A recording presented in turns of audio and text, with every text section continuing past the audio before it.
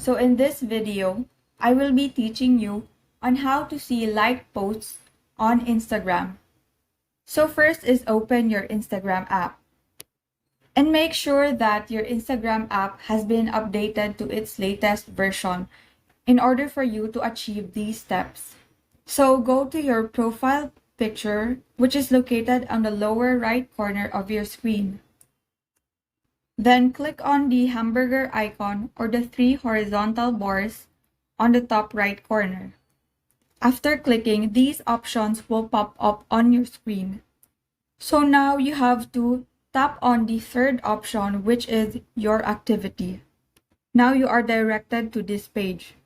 Click on the likes, which has the heart icon beside it. Now you can see all of your liked posts on Instagram account, to which you can sort by newest to oldest or oldest to newest, filter it by date, or filter it by author. And that is all. Thank you and have a great day.